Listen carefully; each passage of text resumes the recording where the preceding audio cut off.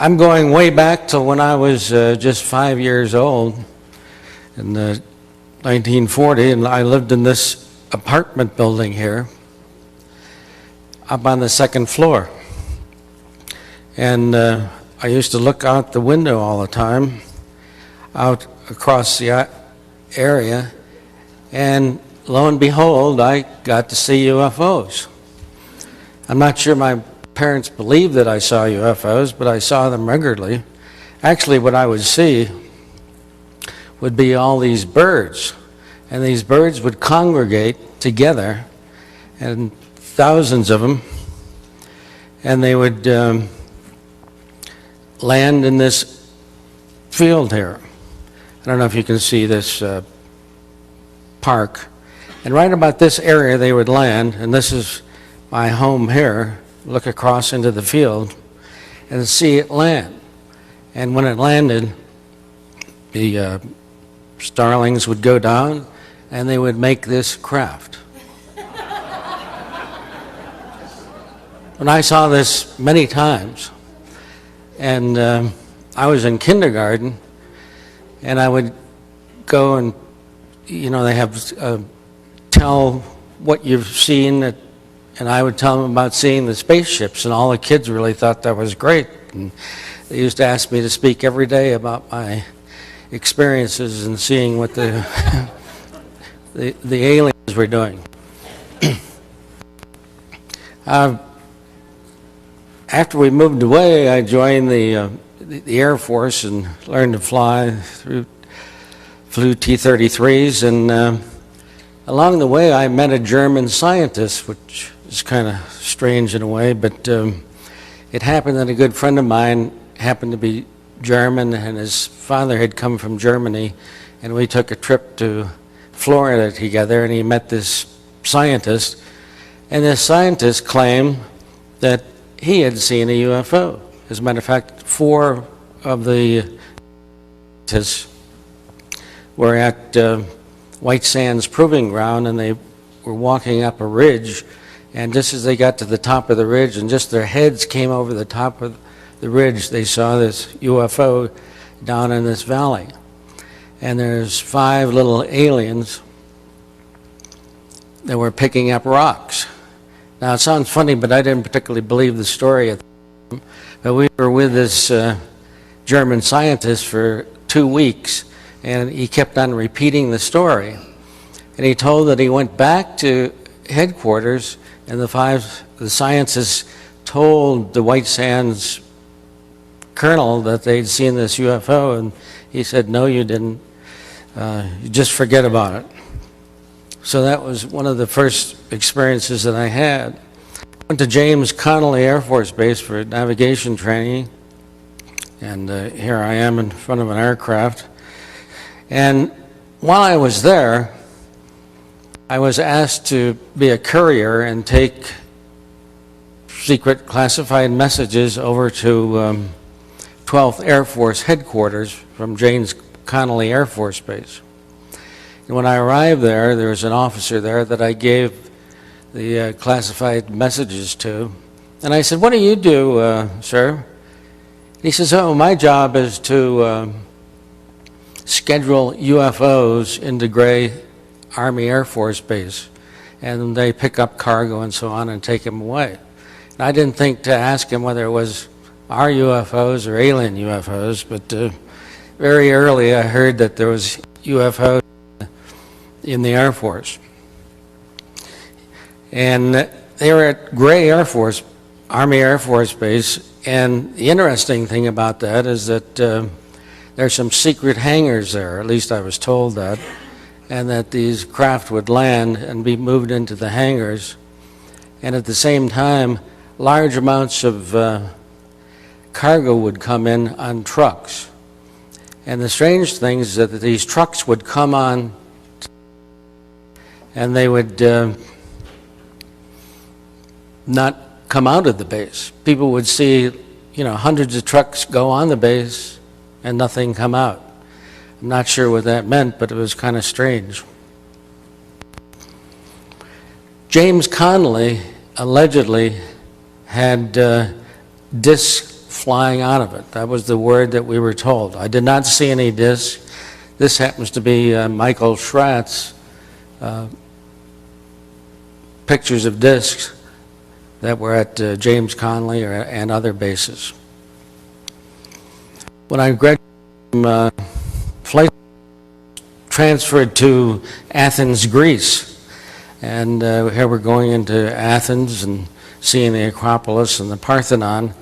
And the fellow that was in the office next to me was a pilot who had come from Korea, and he flew B-25s over Korea, and he said he was flying there one day on a bombing mission, and flying off his right wing is a UFO.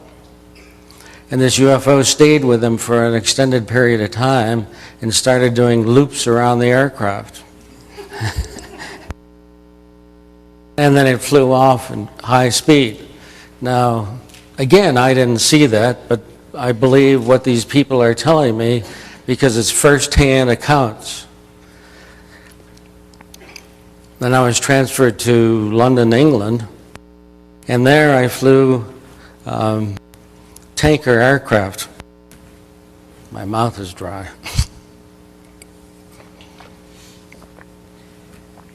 And in the tankers, we were up every night, and the idea was that when the weather got bad, the fighters had very short time airborne, only an hour or so, and they would need to be refueled when the fog rolled in England, and they would go off to Spain or Germany.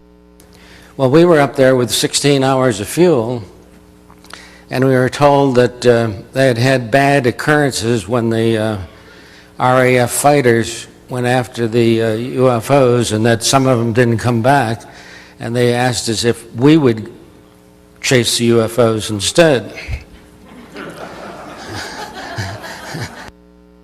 Sure I wanted to do, but you know, what the heck. And they said that that they didn't bother unarmed aircraft, which we were not armed. It was just the fighters that tried to fire at them, they get mad at it. Well, in any case, we're up there one night, just as the sun's coming down, and London Control spotted a UFO over the center part of England. And we're flying up here,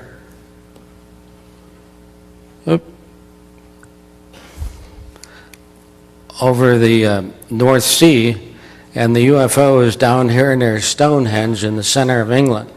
So we're at some 33,000 feet, and the UFO is at about 1,000 feet. So we had to move from the North Sea down to where they were, which would take 20 minutes or so. But we were doing some 400 miles an hour, and we're diving down, and we looked over at the red line of the aircraft. We're going 30 miles over the speed limit, so to speak, on the aircraft. The red line means if you fly above that speed, your wings will come off, which is a bad thing. So anyhow, we had to pull back on the power. But we look on the radar, and interestingly enough, on the radar is this huge radar return. And if you fly over Scotland, one of the most prominent radar returns is the Firth of Forth Bridge, which is shown here. And the radar return was just like the Firth of Forth Bridge. Well, assuming that they're the same type of object, the Firth of Forth Bridge is almost 100 years old, and it's made out of old iron and steel, but it's roughly this shape, and that's the same shape that the UFO had. And when we got near Stonehenge, England, by that time we had slowed down some. It's out in front of us, and it was actually at night, but this is what it looked like. It looked like a long cylinder-shaped object. If the radar was correct, it was almost a mile long. It was a huge object just hovering over the center of England. When we got close to it, about a mile or so away, it just went up into space. We were doing about 400 miles an hour. I would say that it probably did 400,000 miles an hour going up. In any case, we couldn't catch it. And this is what it looked like in space. This is an item that would indicate that there was interest by the London royal family, that we got an invitation to the Officers Club, and the speaker was Prince Philip. And when he was during his speech, he asked that he could speak to the air crews that had chased the UFOs over England. And we didn't know how he knew, but I guess from the London control people had told him. So in any case, we sat down with Prince Philip. We had a nice conversation and dessert, and everybody's smoking cigars in those days. In any case, I told him just the story that I had just told you, and a couple of the other fellows had their stories.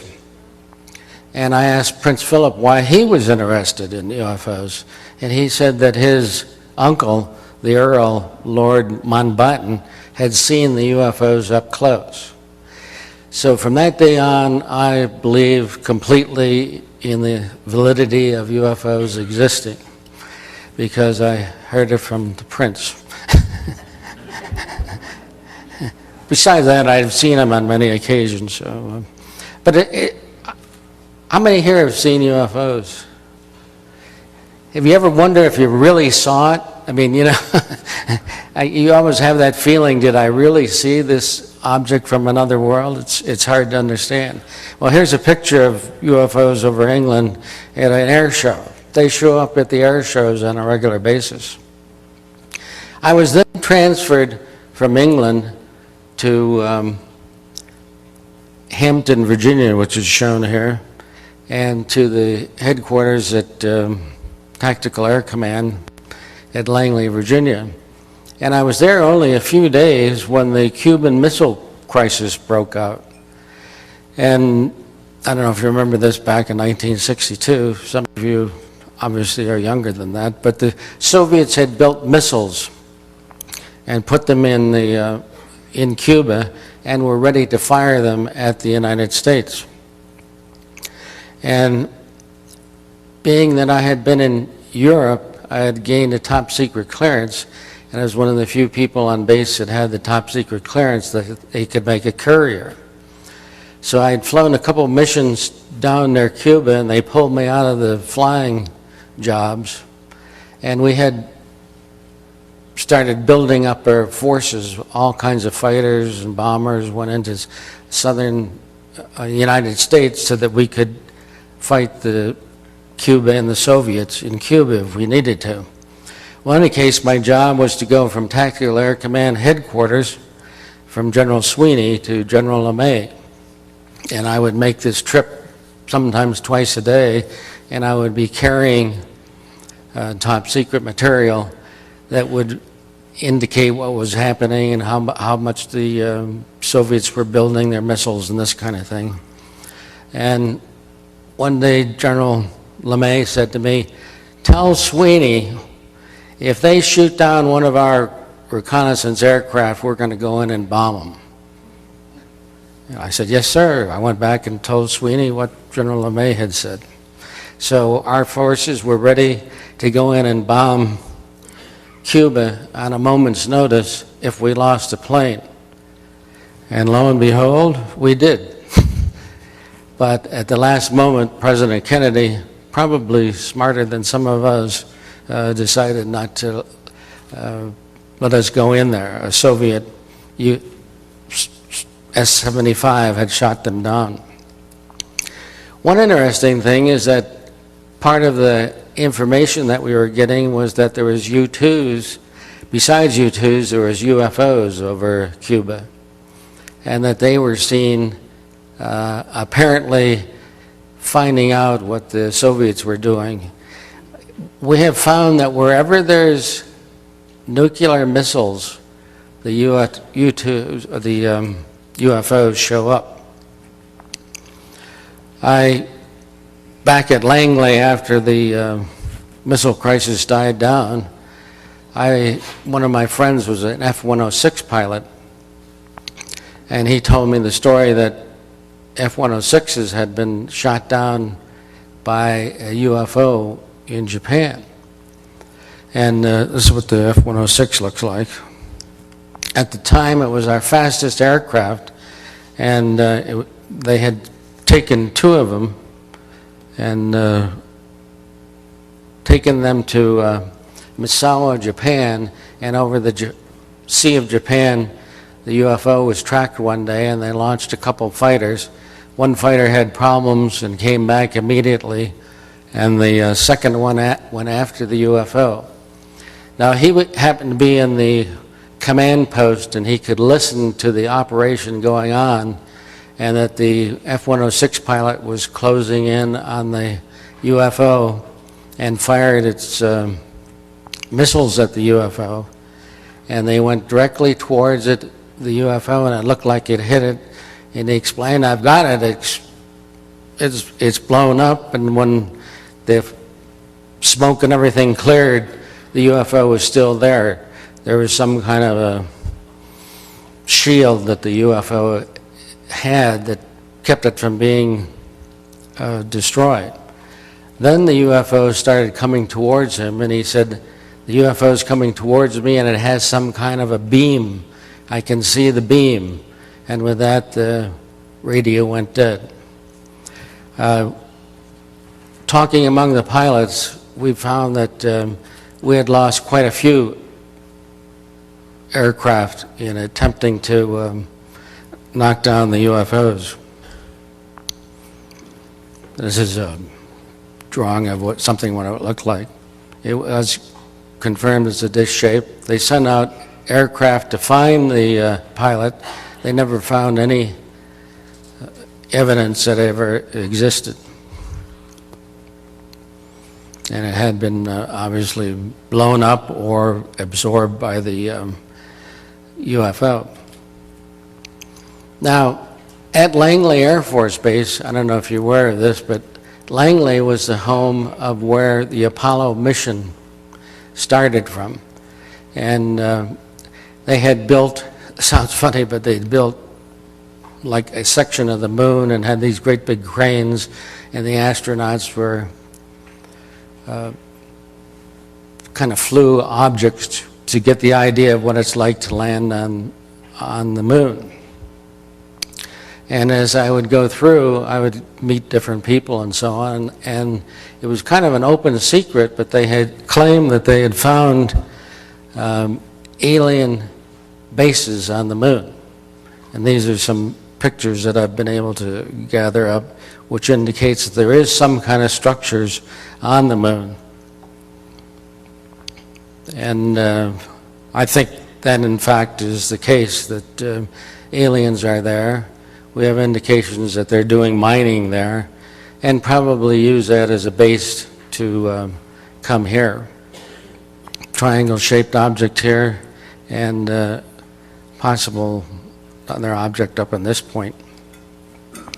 And this slide is rather interesting in that this is one of the early slides taken before our astronauts actually got there, but they indicate some kind of a base or a UFO of some kind.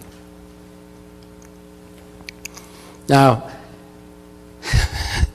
when you're in Tactical Air Command, you're also part of the Navy. That sounds funny, but we're the Air Force part of the Atlantic Fleet, and consequently, I periodically would have to go over to Norfolk, Virginia, and work for Admiral Moore, who eventually gave me a letter of accommodation. But one day, we're playing an exercise in the command post, and there's like 50 people in the command post, and they say, everybody out of the command post except for the media presenter and the commander of the command post, who was a captain. And with that, everybody leaves, and Admiral Moore comes in. So there's only 3 people in the command post that normally have 50 people. And after about an hour or so, he came back out and he left. We went back in, and I said to the media guy that I knew pretty well because I briefed periodically with him, you know, what was going on. And he said that they had reports of a UFO over the Atlantic Ocean, and that the carriers were launching aircraft to pick them up. and they thought that the UFO had come out of the ocean and was flying, over the Atlantic, and they were trying to pick it up. Well, they launched fighters to find the UFO and get gun camera film of it, and some F-4s were launched, and according to him, they had sent the gun camera film to the command post, which he had shown to Admiral Moore. He said the interesting thing about it is when Admiral Moore came in the command post, he said, "Is this a Russian operation with us, or are we doing this alone?" And this is 1966, and they said, no, it was just our own. And we had been chasing them. Again, we didn't really catch them, but we got some good video of it. In 1968, I was sent to Vietnam, and again, my job was a briefer there in intelligence at 7th Air Force headquarters. And I worked for General Brown, who has his biography, and in the biography, he says they weren't called UFOs, they were called enemy helicopters. They were seen up around the DMZ in the early summer of 1968. Well, I had briefed him about them, and I don't remember calling them helicopters, but I think we just called them unidentified aircraft. But UFOs were seen on a fairly regular basis in Vietnam. They seemed to come and enjoy watching the war, so to speak. We're kind of, a lot of us don't think about it, but we're, kind of warlike. We seem to be in war all the time. There's a couple going on right now, In any case, this photograph happened to be given to me by a Navy commander, Bethune, but it's a rather interesting picture that he had gotten close up. After a year in Vietnam, I came back to Scott Air Force Base, and which is in Illinois. And again, I was a briefer, and I briefed on a regular basis in intelligence every morning, which is not the greatest thing. You have to come in early in the morning, like 4 or 5 o'clock in the morning, and prepare your briefing for generally at 8 o'clock. And you go in the command post, and they have 4 or 5 slides. We only have 2 here, but there you have 5, and they like you to keep the screens filled with slides. So I went down to the Washington, D.C. and the Pentagon, and there's a section off the Pentagon where they have literally a room this big full of slides and pictures and movies and everything you could ever want for video. Well, in any case, I went in there and I got about 1,000 slides, and many of these are, secret and top secret slides, of Soviet aircraft. There's SAM missiles and things that they don't let the public see. But I mentioned to the fellow behind the counter after I'd gotten like 1,000 slides, I said, about once a month I brief a UFO sighting, pretty much like I'm doing now. In any case, I need some pictures of UFOs. The fellow says, we got a whole vault full of UFO pictures and gun camera film, but you can't have them. And I said, what do you mean? I'm the general's briefer. General Canton sent me to get slides and so on, and you just gave me 1,000 slides, many of which were top secret and stuff. He said, you can't have any. He said, they're in a vault.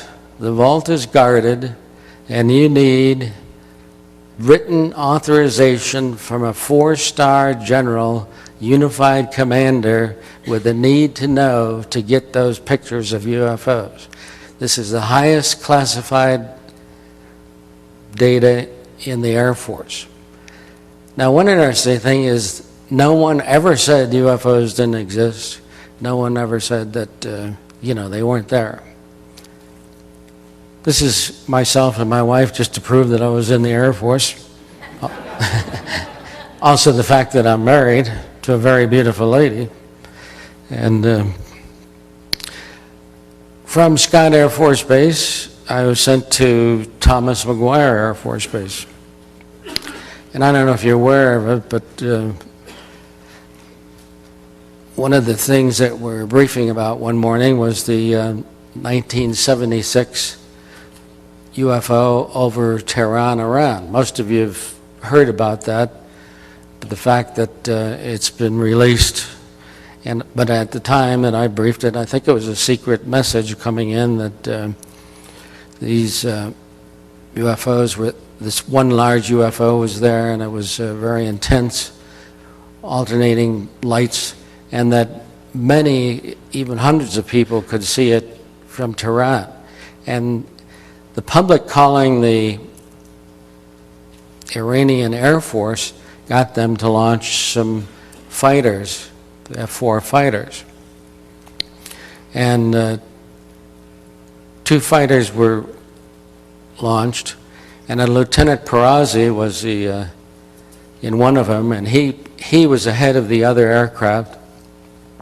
And when he got closer to him, he said it looked something like this. It was blue lights on the outside of more or less a cylinder with red lights going around the side. This is his drawing, by the way, of what he saw the UFO looked like.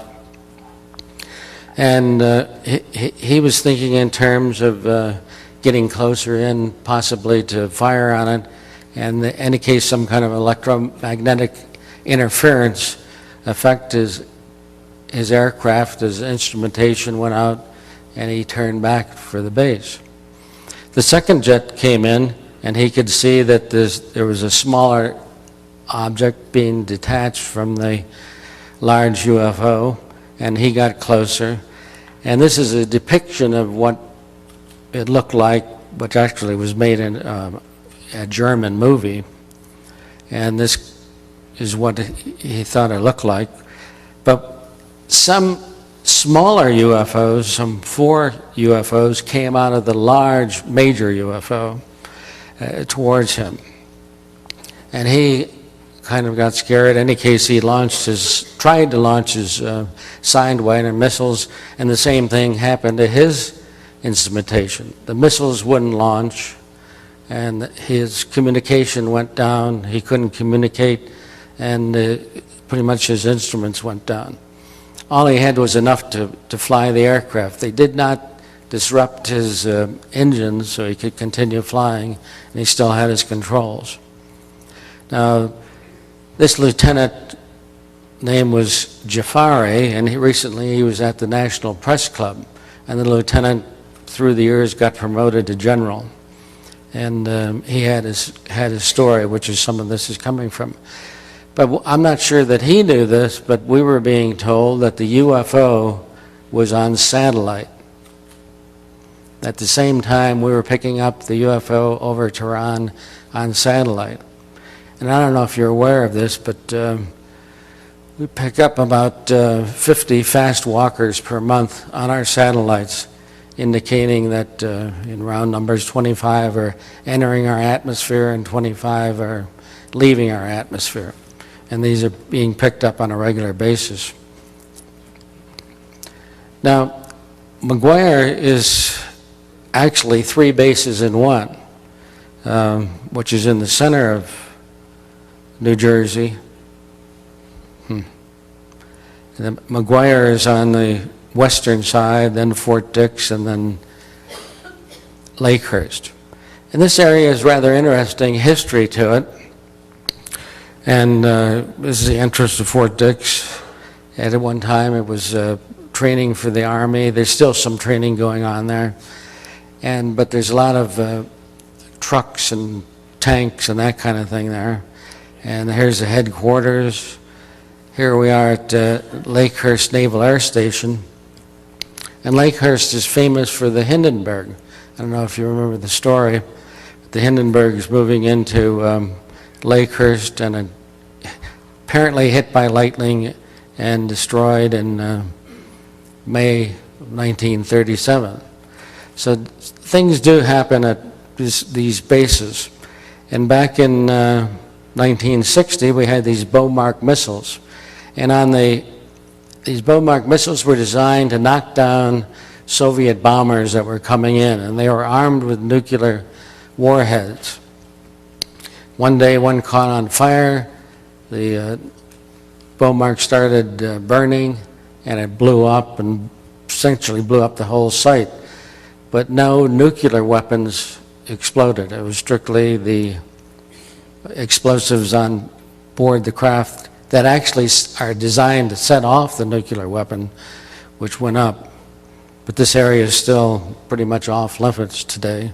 It's all fenced off, and they're still having trouble with radiation and so on there.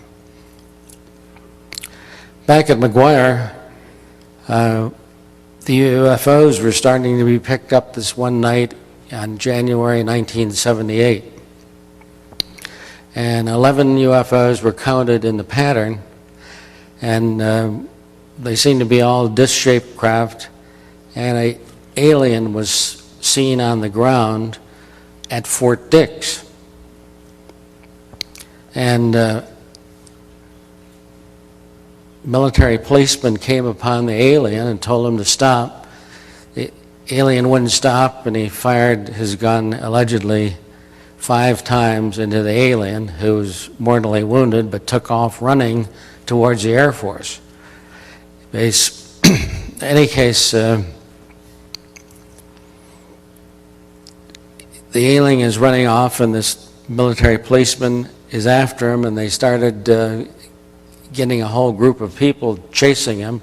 They had the military police on the Air Force side, they had the security police on the Army side, and the state police were all after the alien, so to speak, to find out what he was doing. This aerial view that I took gives you an idea where it was happening. But this is McGuire here. This is the end of the runway, and the alien was actually over here in this area.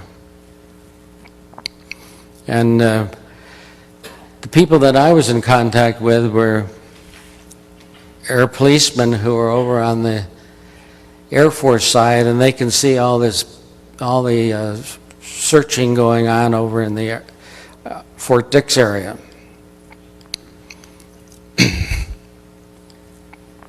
And the UFOs are in the pattern, and they seem to be angry about all of this.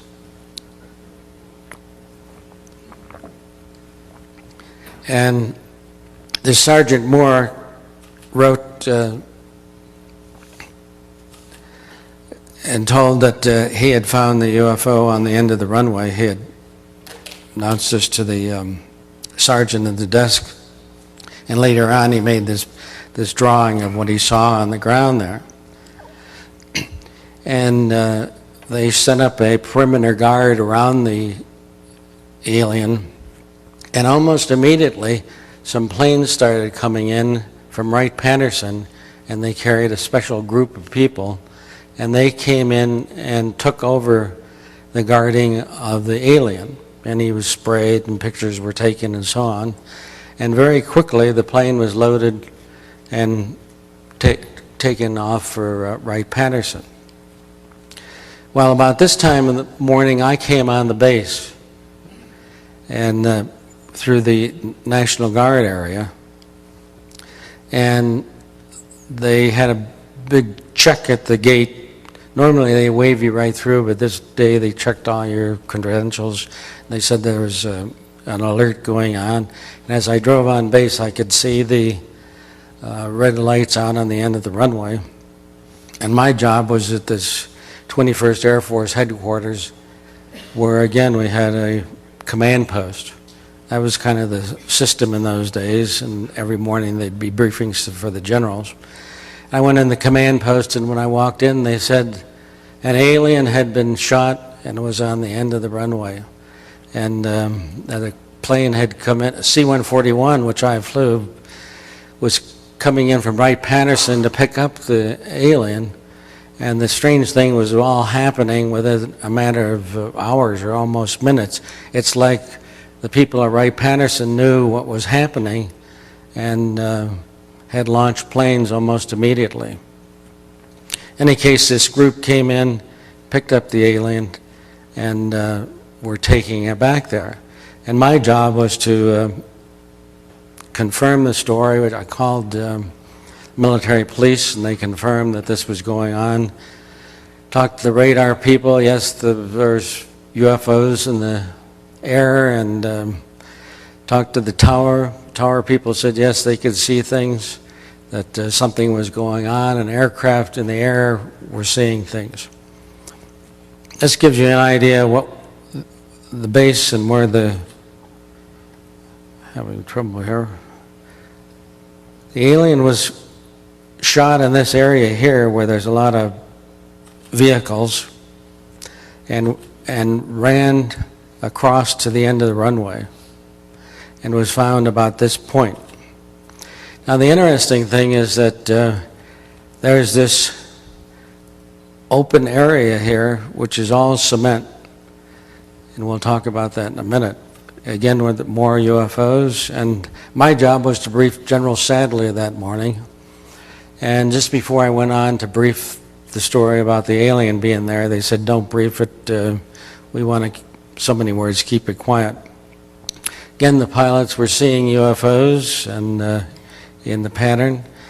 And that morning, after my regular briefing, I went over to the photo lab, and the photo lab indicated that they had taken pictures of something very strange, and they actually handed me the envelope, and I went to open it, and they said, no, he can't see that. So I never actually opened the envelope to see, which I assumed was aliens. Interestingly enough, it started snowing, and by the next morning we had this huge pile of snow. And I've never seen this before, but we had a military policeman guarding the snow. Now, part of the story that I never could confirm is that the craft crashed, or part of a craft was thrown out, like a escape pod, and that the alien was in the escape pod. Again, I can't confirm it. But all the security police that had been out guarding the alien were flown to Wright-Patterson, and on the way they were threatened that if they ever told the story, they might be thrown out of the aircraft. Now, later on, Leonard Stringfield got the story, and I found out about it, from my standpoint, and I started investigating and went to the security police offices and asked for any files that they had, any indication that there was aliens and all of that, and they knew nothing about it. Whether they did or not, they wouldn't admit to it. I talked to some security policemen, and one indicated that he had seen the aircraft and the UFOs in the air, but he didn't know anything about the UFO itself. And this is the area where the alien was allegedly shot. And interestingly enough, they shut down the road that went behind the base, and I'm told they were cleaning up areas. It was closed for an extended period of time, particularly at night, like something was going on for several weeks in trying to clean up whatever was left over from the alien. And this is the area where he went from Fort Dix across the fence or through the fence over to McGuire. And this is the area that I mentioned, that he's right near this very large paved area that's a half a mile long and a quarter of a mile wide, that's in the Army side of the base. And if you notice, it has large floodlights over it. So I don't know what the Army does. It's kind of a rough field to play football on with this large field. And if you see it here right in the center of the screen, and it's kind of hidden through the woods to get there. Now here's where the vehicles were, and there's a road that's hidden by the trees, and over here this very large landing area. Here's the the runway where the body was found. And C-141 taken from that landing area. And this is the spot where the alien was on the base. Now, I talked to a lot of colonels and generals, and nobody seemed to know anything about it. I was one of the few that knew about it, and they retired me within like 6 weeks. The security policemen were all transferred, and the wing commander was transferred, and it seemed like anybody who knew anything about it was transferred or retired immediately. This is a gentleman. I was very upset by the fact that I couldn't find out anything about the alien, and I stopped in this antique shop, and I was telling him that I was concerned that I just talked to this general today, and he hadn't indicated any knowledge of it. And he says, well, I know all about UFOs. What do you need to know? He says, I was in OSI, and I was at Wright-Patterson Air Force Base. And one night at about 2 o'clock in the morning, I got a call from a friend of mine, and he says, come over to Hangar 18. I've got something to show you. And he says, it's in the middle of the night. My wife's asleep. He says, this is worthwhile, believe me. In any case, he goes over there. He meets his friend who lets him in this hangar. And he's shown an alien body. Now, this alien body is from the movie Hangar 18. It's not the real alien. I'm sorry I couldn't get the picture.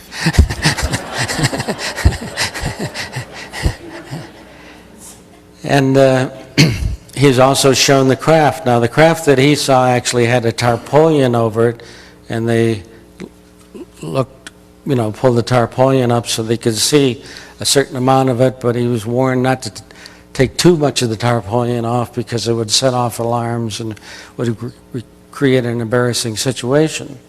So I was always interested because he said it looked just like Hangar 18. Well, I happen to have a friend, Sam Sherman, who produces movies. And I said, do you know anything about Hangar 18? He says, oh, yeah, that's my friend, he said, who made that movie. And, he said, that was backed by the Air Force. And that everything in that movie is, as far as he was told, who made the movie, was true. So if you want to get good inside information, you might rent that movie. So, well, with this, I'm all excited now about going to Wright-Patterson, and about a month later I had an opportunity to drive there. So I called this fellow up who was the antique dealer in Vincenttown and said, well, where do they keep the UFOs? When I go to Wright-Patterson, I want to see some. So he explained to me that, well, when you go on the base, you can go into the museum area. He says it's not there, but it's worth seeing the museum. He said, but from the museum, you can see pretty much where you want to go. There's the Wright, the monument for the Wright brothers. And he said, there's a big hangar there. That's not it either. He said, diverting for just a minute, I just want to mention the fact that at Wright-Patterson is a foreign technology division where whenever we capture an airplane or a foreign pilot flies one away and we set him up for life, we get the aircraft and we take it apart at Wright-Patterson. So that's the place where everything goes, so to speak. Any kind of foreign technology goes there. In any case, you go up Wright Boulevard, up the road there, and he said, as you go up the road, you'll find this great big propeller testing stadium. And he says, well, they tested the UFOs in there, and as well as helicopters and blades and everything else, but that was a testing point. And if you can imagine, just to the left of that, a few hundred feet, is this building 18F. Everybody's heard of a hangar 18, but it's really 18F. And this isn't even a hangar. Now, the interesting thing about this building, it was built in something like a month. Now, I've never heard of anything in the government being built in a month. But that's what they told me. This building is the fastest built building ever made, supposedly. Any case, if you go to the back of this building, it looks like this. And this is my wife's car here sitting in front of it, which is about 20 feet long. So this opening is roughly 50 feet in diameter, so that a nice-sized UFO could fit right in there. Any case, I managed to get the key and go inside, and this is what it looked like. Unfortunately, I couldn't find a UFO in there. It had been moved, but I was told that this is roughly what it looked like when I was there. In any case, the story is that I started checking around the base and talking to different people, and it's surprising, well, being that I'm military, ex-military, and interested in the subject, people will pretty much talk to you. Now, this aircraft here is a laser aircraft. It's one of the first aircraft, and our lasers are much better than most people realize. They apparently can even shoot down aircraft. And I don't know if you notice behind here, there's a runway, and this runway goes up a hill. And the idea was, could an aircraft take off faster if it was going uphill or testing it, or if it was going downhill? Well, in any case, didn't work, didn't have much advantage either way. So they built a hangar in the end of this runway. And from what I told is that's where they keep the UFOs. So if you can get in that hangar, in that runway, you'll find UFOs. And that's pretty much all I learned while I was on active duty. I've been trying to keep up with the subject ever since, and I'm convinced that UFOs exist. Some of them are ours. Most of them are alien. And they're here and they're visiting us. They haven't destroyed us yet, so I guess they can be considered fairly friendly. Some of the abductees don't think so, but I do feel that it's important that, you know, that they exist, and that at least a few people in the Air Force believe that. And later, if you want, you can get a copy of a DVD of my book. And of 13 years of files put out on a weekly basis.